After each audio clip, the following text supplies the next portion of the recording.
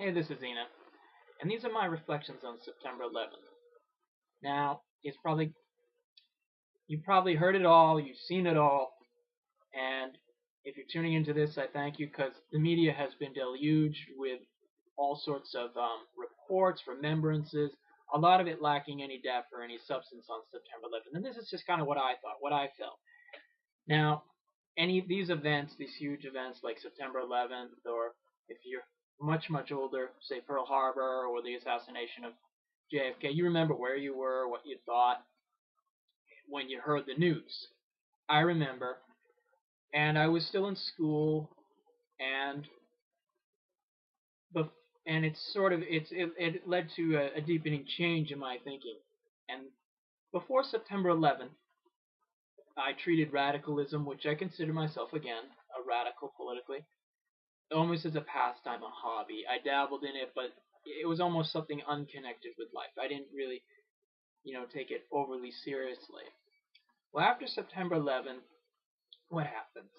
We have suddenly, within days, as it were, you have red, white, and blue flags everywhere.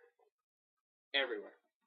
You have suddennly, patriotism is like the greatest thing. You can't say a single bad thing about the US of A. You can't. George Bush has his approval ratings shoot up.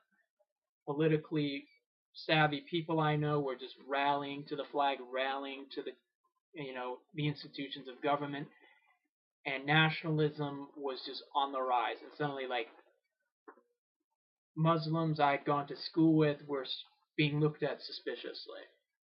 It was, this whole xenophobia. And I wanted to make sense of it because I knew as a political radical that you do not support imperialist governments.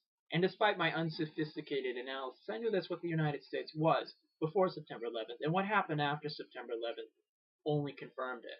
Because suddenly there's the war in Afghanistan. And within 18 months, you have the war in Iraq. And in the 10 years since, hundreds of thousands have died in both Iraq and Afghanistan. You've seen drone attacks in Pakistan, continual expansions of war into Libya, and all of this.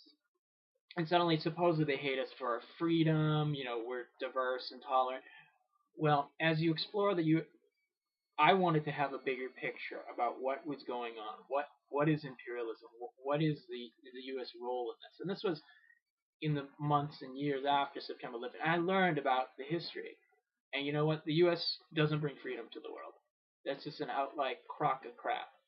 You know, you can go down the list of countries and they've intervened, supported oligarchs, tyrants, and they've crushed any sort of popular movement. And those officials are in the highest levels of government, business, and the military.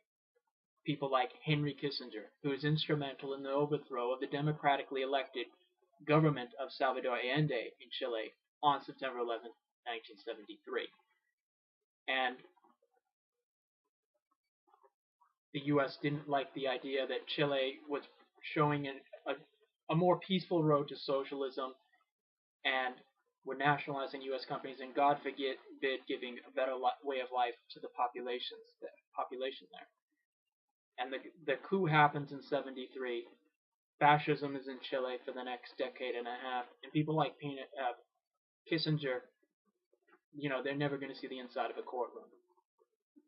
And September 11th is expunged from the media. That's not talked about. We don't talk about the bad the U.S. has done.